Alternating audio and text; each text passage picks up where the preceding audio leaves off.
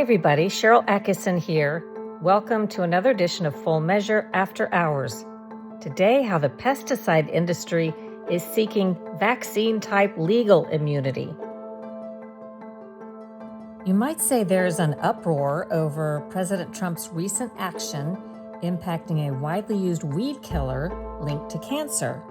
In February, President Trump issued an executive order under the Defense Production Act to boost production of this chemical to supposedly protect America's food supply.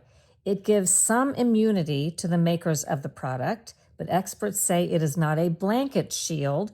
It only covers immunity for acts related to complying with the order or boosting production of glyphosate, the chemical that was widely used in Roundup and linked in many lawsuits and settlements to cancer.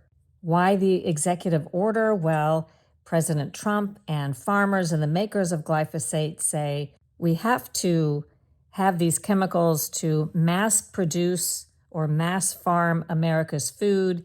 This is, they say, a national security issue, and without these chemicals, they cannot have the same kinds of yields, and it's a big potential issue. But there are health advocates who say all of this is hazardous to our health, not only the chemical, but also the idea of giving immunity to the makers of the chemical. And in today's podcast, you're going to hear from one of those health advocates, Leah Wilson, who likens what the pesticide industry is doing now, lobbying for this immunity, likens it to what the vaccine industry did a couple of decades ago in order to get immunity from lawsuits from vaccine injuries. And they successfully lobbied Congress saying, if you don't give us immunity, we are being sued by so many people, successfully sued for, at the time, brain injury caused by the then DPT vaccine. The industry said, we're going to stop making vaccines if you don't protect us from liability. It costs us too much. And Congress, which is the recipient of a lot of money from the pharmaceutical and vaccine industry, complied, set up a special court, basically made it where, in general, vaccine makers are not liable or responsible for all the injuries the products cause. And on top of that, guess what? The government defends the vaccines against the injury victims in court when those do occur in this special court. And you and I pay the damages through a tax that has been placed on each dose of vaccine that people get. Leah Wilson worries that the same type of thing could be coming if it's not headed off for the pesticide industry, and that would result in huge amounts of dangerous pesticides being used and expanded further, and lots of injuries without the industry having to be held accountable for them. Sunday, April 19th, on my TV show Full Measure, we will explore all of this. But in today's podcast, you're going to hear my interview with Leah Wilson. I conducted the interview before President Trump signed that executive order. Her main concern at the time centered on lobbying efforts that the pesticide industry was engaged in at the state level, also with Congress, to try to get rules passed and laws passed in order to grant them immunity from injury lawsuits so chemicals could be used with a lot of immunity when it comes to injuries or health risks from the chemicals. So keep in mind that this interview with Leah Wilson you're about to hear happened prior to us knowing President Trump was signing this executive order, granting some level of immunity for the makers of glyphosate. The experts aren't sure exactly how far that extends, and maybe we won't know until some cases go to court, but it's being hotly debated. And briefly, I will give you my take on one aspect of this. This is really crossing party lines. I mean, there are people, Republicans on both sides and Democrats on both sides of this debate. In fact, within the federal government, the Kennedy folks at HHS feel far differently about this than do the EPA people, who tend to be siding with industry, and probably also the farm folks in the federal government are siding with the chemical industry because many of the farmers support having use and broader use and continued use of glyphosate and other chemicals they say are important to their crop yields. Anyway, there is certainly some truth to the argument that farmers would really be left looking for different tools and potentially their crop yields harmed, at least in the short term for sure, if they can't use glyphosate. It's become so critical to their operations. On the other hand, glyphosate is absolutely positively, if you look a lot of studies, linked to many health concerns. There are billions of dollars in settlements and payouts over cancer. So it's almost as if the farmers are saying, we have to poison you slowly over time through this chemical in your food in order to feed you in the short term. Poison you in the long run to feed you in the short term. And if you look at it that way, I think you really do need to consider that we have to find some different alternatives. If we didn't have glyphosate, I'm only guessing, but we all probably wouldn't be starving right now. There would be some other way to grow food successfully. But it's not as if there aren't many tough choices to be made when it comes to all kinds of health risks. So many toxic things we've allowed to become ubiquitous in our environment, whether we're talking about chemicals or plastics or medicine we expose ourselves to, or all the things in our water from lead to medicine to fluoride and so on that we now know are problematic. We do have to make some hard choices. It will be maybe more expensive and less convenient in the short term to make big changes, but we're talking about saving America from a myriad of toxic stews and chronic disorders that really as a society are overwhelming us. And the sources are many, not just one or two things. Seems to me these issues need to be addressed in some realistic fashion. See what you think after you hear from Leah Wilson with Stand for Health Freedom.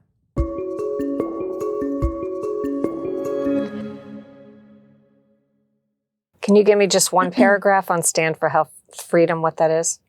Yes, we exist to show up as stakeholders for the people in public health policy. And what that means is that informed consent cannot be ignored when it comes to making health decisions for ourselves and for our children. And where we see the underpinnings of informed consent in policy is parental rights, religious freedom, informed consent, privacy, and free speech. So we work at every level of government to show up for the people and make sure that the people's voice is heard, not just the industry. If you had to summarize for someone not familiar with the intricacies of the issue we're here to talk about, but in just a paragraph or like the flap cover of a book, what would you say is the key issue that, as you see it, that deserves attention? Mm-hmm.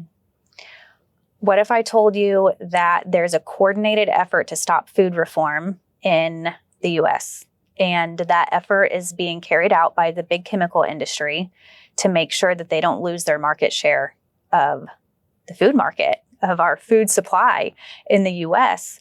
The organic food market has exploded over the last couple of years. In 2024, they saw record sales of over $65 billion and grew at twice as fast of a rate as the conventional food market.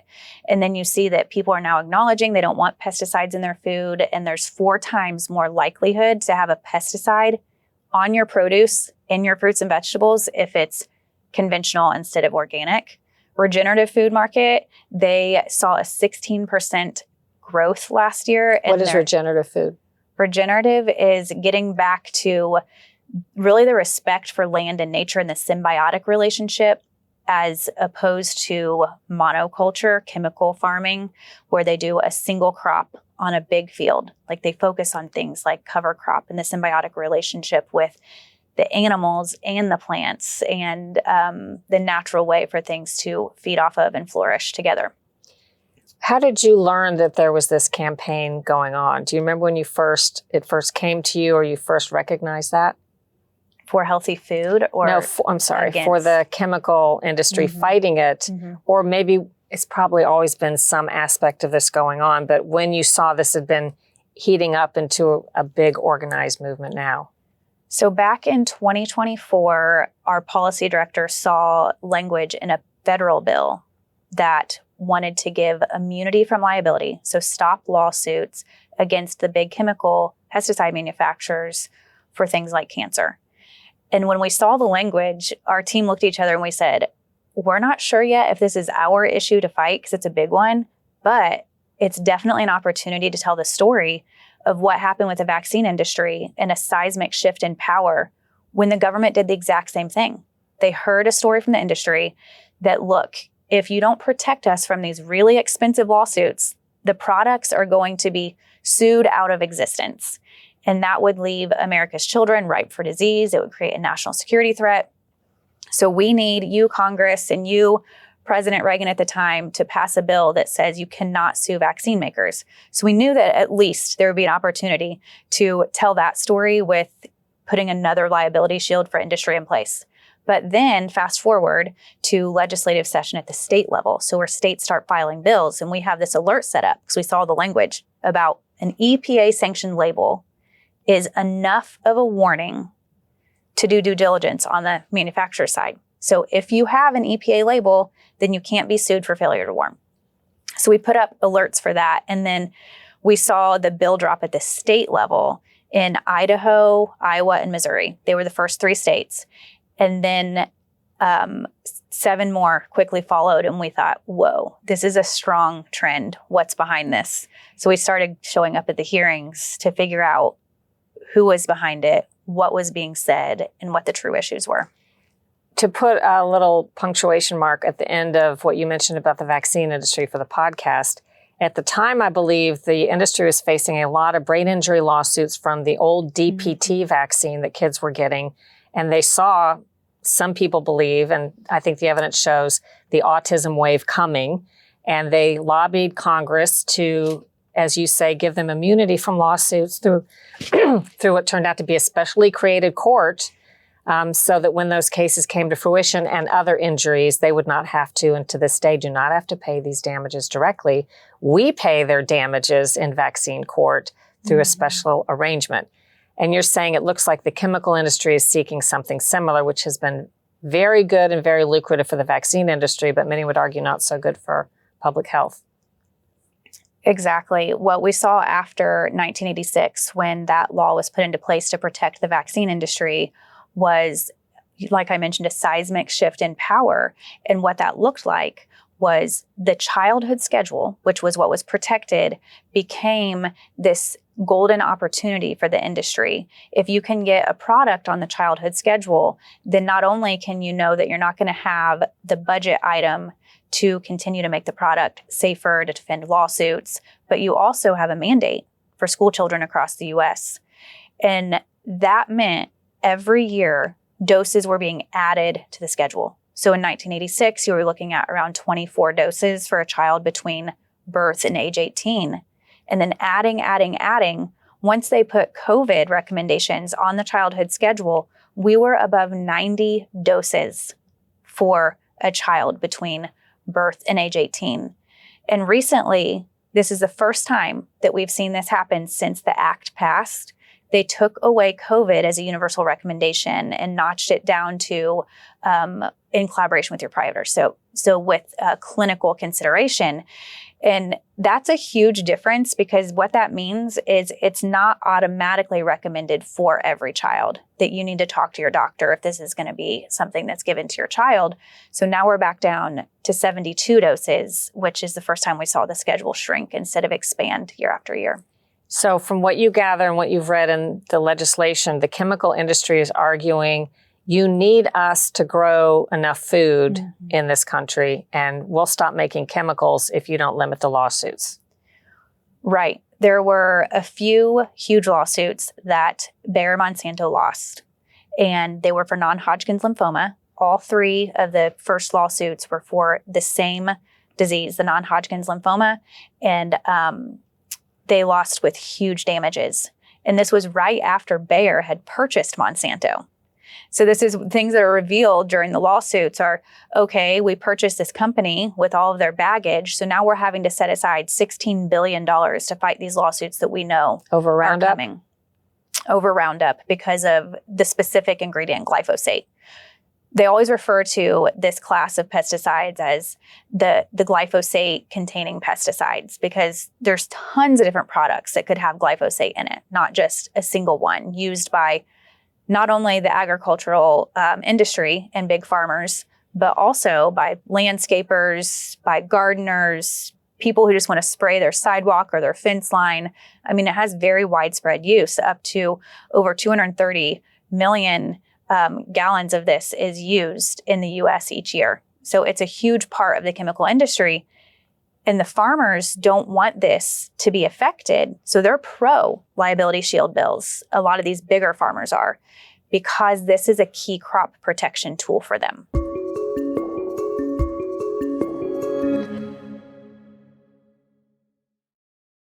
How did you find out who was behind the lobbying effort that got all of these to the table so quickly in 2024? Showing up to the committee hearings at the state level. So we do a lot of our advocacy work at the state level because that's where health freedom is protected. And, one of the very first hearings in Tennessee, the Modern Ag Alliance steps up to testify, and they introduce themselves as an industry group with founding organization Bayer Monsanto. So they were there to testify on behalf. And now if you look up the Modern Ag Alliance, it's very clear that they're the ones behind all these lawsuits. They're running TV ads, they're running commercials in these states that have the bills. So if you're in Tennessee, or were while the bill was being pushed, or Georgia, right before they pushed the bill through there, or North Dakota, on the radio, you're constantly hearing ads from the Modern Ag Alliance saying, go to this website, tell your state lawmakers that farmers need protection, otherwise you'll starve. We won't be able to produce food anymore. So that's how they've been convincing even conservative lawmakers that these bills are necessary, because what's on the line is starvation, according to their story.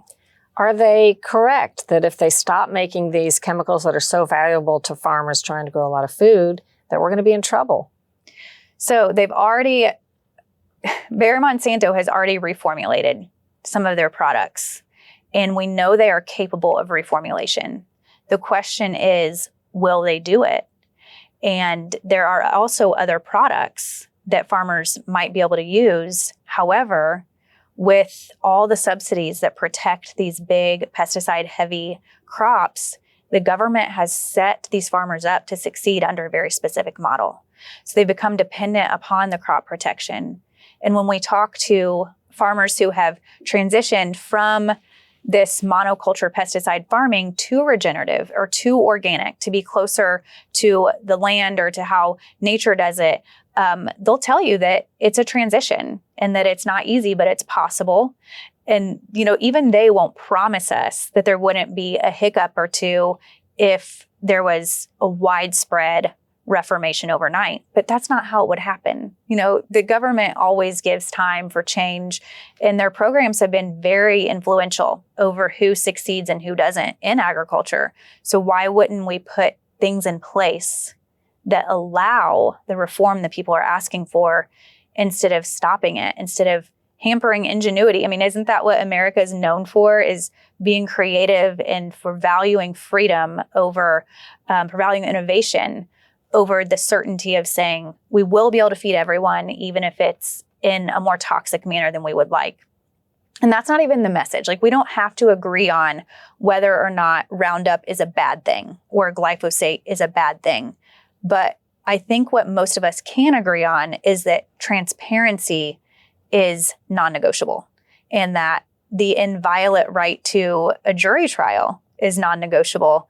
And that's one of the things that has changed the minds of these lawmakers who get to ultimately vote on the issue of whether or not to put a law like this in place to shield pesticide companies, is that when you explain to them, look, what you're voting on is saying that failure to warn claims cannot be brought in your state anymore. And there was one gentleman in Tennessee, he was an attorney, lawmaker, and he stepped up to the stand before his vote and he said, I took an oath to uphold the Constitution when I took office, and for that reason, I cannot vote against the inviolate right to trial by jury. I saw one of those ads that you referred to, and it made me think that they're arguing, but not in this explicit way, that we have to be allowed to potentially poison you and society over the long run with these chemicals in a slow way in order to feed you. Mm-hmm. I mean, it kind of doesn't make sense when you play it out that way, in terms of we have to be allowed to feed you these things that could be causing great harm to society. So do you think that the advent of President Trump and HHS Secretary Kennedy has impacted this a lot? Is the chemical industry suddenly afraid that something will be done maybe more seriously than was considered in the past? I do think that it has amplified or stoked the fire for this tension between the agricultural industry we currently have that has a huge market share in America and the people asking for something less toxic, for something more transparent, for foods that are cleaner. So there's definitely the tension has strengthened, has come to a bubbling point, which is why this is so significant. But the crazy thing is, I still think the pesticide industry is wildly confident in their success. I don't think that they understand the true power of the people. And we've seen that with fighting these state bills because bill sponsors will be completely shocked that there's opposition to the bill that they've brought forward. They were expecting it to sail through. That, the agricultural industry needs this. We support farmers. We're a state that supports farmers. So of course we do this. But not understanding that the American way is to look out for individual freedom and not come between people and industry in the way that the government is supporting or protecting industry from the people. And that's really what this is government protecting industry from the people for the people's sake. And how does that make sense at the end of the day if we truly believe that transparency and things like informed consent and making knowing choices are the best way for freedom to flourish? So if we want freedom to win, then we need to prop up and support transparency and accountability in industry. So there are efforts at the state level and also an effort at the federal level to try to create this indemnity or exemption. So states could do on their own statewide liability protection for the chemical companies, but obviously the companies would probably prefer a federal law, but it can happen either way. Yes. So there could be federal supremacy. So if Congress passed a federal law to say that you cannot sue chemical companies, it would act like the federal law for vaccine makers. So it blocked lawsuits at the federal and state level for every state. And they tried to do that in 2024 in the Farm Bill, but the Farm Bill didn't move.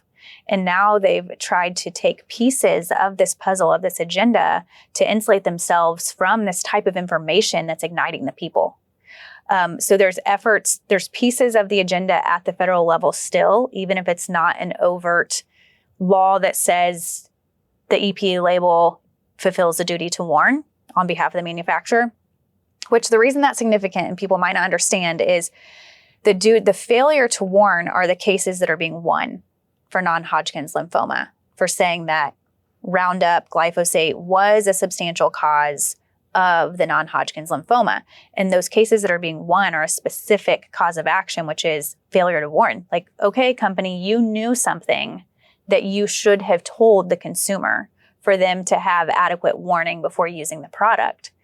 And the lawsuits have fully exposed through discovery, through saying, look, you have to produce documents showing us your side of the story. What did you know? What should you have known? What should you have disclosed to the EPA? And these documents have clearly shown that Bayer, Monsanto knew and should have disclosed these things. I mean, when I read through the papers myself, I called one of our team members and the only thing I could say was they lied. And that seems like such a rudimentary or simple conclusion, but when you see the cost of their lies, it's unthinkable that they would be perpetuated in a country that is supposed to support individual freedom and individual welfare. For background, is there a simple one you can cite, something you saw in a document that showed to you that you think they knew what was going on but didn't warn?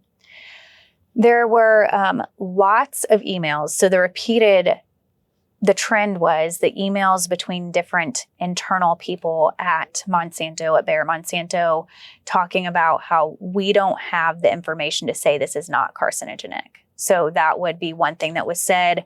And then there were other emails that showed that they pressured the EPA to lower the classification of the product, and the EPA did. That they had a part in the EPA, it wasn't an independent decision. And then one of the most striking things that came out of the Monsanto papers revealed in court was that they ghost wrote a study and then had that study published in order to influence the EPA's classification of their product. And so they paid for the studies, they wrote the studies, and then acted as if they were independent research, which is fraud. I mean, they're lying to the public. They're doing things that have widespread effects on America's health and national security and on our rights. And so it's astonishing to think that in a country like ours, we can't say, okay, enough is enough. We're going to force the free market to work this out instead of protecting a company and allowing the harm to persist. What is the status of their progress or lack thereof in the states and federal government? The bill failed in 9 states over the last, failing can mean that they tabled it. And then it passed in 2 states. So which states did it pass? North Dakota and Georgia. And one of the ways they passed the bill was that they would tell the lawmakers, or the bill sponsor would tell the other lawmakers in the state, that this doesn't stop lawsuits. And, there's some merit to that in the sense that you could still bring a design defect lawsuit, but that's not the lawsuits that the consumers are winning. It stops the very lawsuits that the consumers are winning for cancer. And right now in our country, cancer is 1 out of 2 men, 1 out of 3 women. I mean, that's too big to just ignore and say, oh, we'll just brush this factor under the rug and allow industry to continue to do its thing. But we need to unturn every stone and increase transparency and accountability in every way that we can, especially at a time when America is mandating this type of reform, when they're showing interest in taking greater responsibility. And at the federal level, you're saying that there are pieces of this that they're trying to get into policy, maybe not necessarily law, or are they tucking things into law proposals as well? Mm-hmm. So there are ways that, they have put the liability shield language to say that the EPA sanctioned label satisfies the duty to warn. In different the EATS Act had some of this in it. The Farm Bill had some of this in it. But then most recently, there's a piece of this agenda in the appropriations bill that's being considered by the House right now. And what that says is that no government funds can be used on any guidance, label, any government activity, regulatory activity, unless it agrees with the latest human health assessment. And the reason that's a problem is because the latest human health assessment, there's 15 years between those, and a lot happens in 15 years. I mean, if you look back in 2006, 2009, when these products like glyphosate and glyphosate-containing products started being outlawed in other countries, now here we are still in the U.S. reassessing this issue in 2024 with great industry resistance. And it's just too slow of a process to say that we can't speak out or inform the public or modify a label unless there's a full human health assessment done, which, to be fair, they would say, well, that cuts costs at the government level. If you say we can only refer to this one thing, then it's efficiency, it's streamlined. But when it comes to the health of the American public and our children, who are the unwilling participants in all of this chemical experimentation, we need more transparency, not less. Who does the human health assessment? Well, the EPA is the one that signs off on them, and it's sanctioned by that agency for the pesticide industry. I mean, was there anything to stop Congress or the EPA or HHS ordering those or doing those every year? I know you said, there's expense and so on, but when we're having these chronic health epidemics, maybe there's some thought to doing that more often. They've been asking for glyphosate to be reviewed for year after year. I mean, it's been, when Bayer Monsanto started being sued, they initiated a reevaluation, and that too was contested in court. And so right now, it's at the Supreme Court level, still looking at what's going to happen with these lawsuits, what's going to happen with the human health assessment, and the industry can really hold those things up and slow them down. There's a lot of influence and power there, and we haven't seen a lot of progress, which is why we thought the appropriations provisions were extremely alarming. It's because basically it would be codifying what Bayer, Monsanto, and the EPA are doing right now and holding up new guidance, running all the way through the court system before the American public can be updated. So as of now, there is no provision that says the label's enough to warn. What's on the label is enough. They're trying to get that at the federal level. Matter of fact, the federal law says that the label cannot be used to shield a company for misbranding. And misbranding means failure to warn, didn't tell the public things that they should have known or did know. And so the current federal law says that the label cannot be used to shield. And we've informed a lot of state lawmakers of that very issue. And that's one of the things that helps them understand and see that it's a lie that we can rely upon an EPA label for all of our protection. And when we've talked to the EPA, they've even said that, you know what? We look at these lawsuits to help us trigger new reviews and to help us update our understanding, to update our labeling. And so if the EPA themselves, they're relying on these lawsuits as a mechanism for feedback, as a mechanism for updating information on the dosing of, let's just call it what it is, the poisons. And so for that reason, we believe that it's a huge misstep to pass these types of laws at the state level and ignore what the federal law has already acknowledged, that an EPA label is not enough. With some farmers understandably wanting to preserve their use of these chemicals, do you see some tension developing, if it hasn't already, between the Agriculture Department and EPA versus perhaps Health and Human Services? Tension between where they want to go and they currently are. I mean, Well, perhaps the EPA or the Ag Department for farmers might be advocating for one thing at the federal level in support of the farmers, whereas HHS might be advocating for the opposite.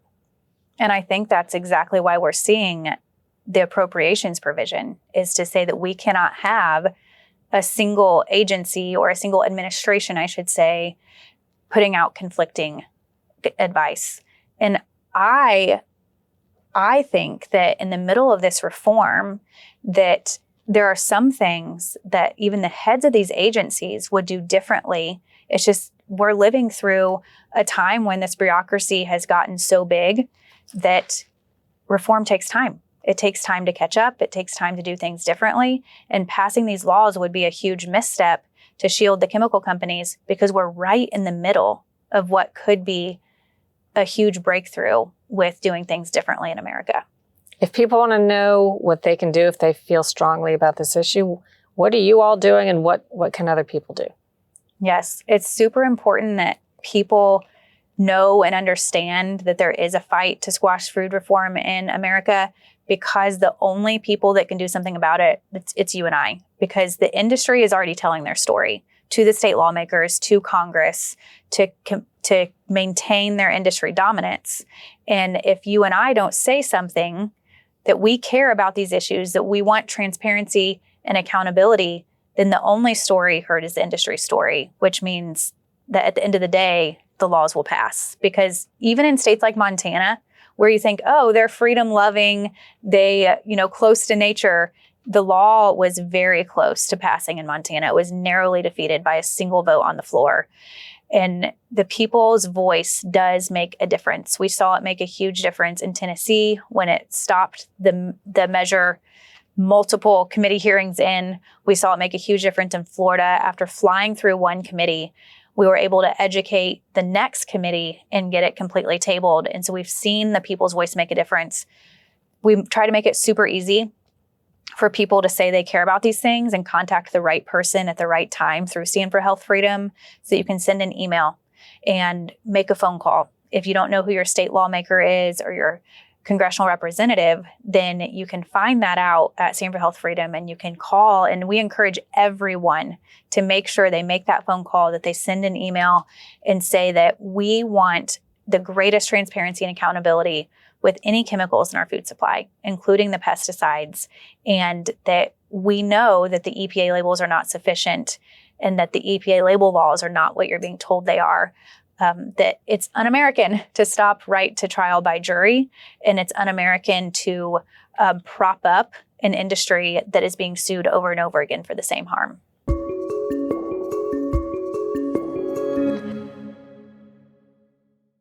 More on this topic on my TV program April 19th.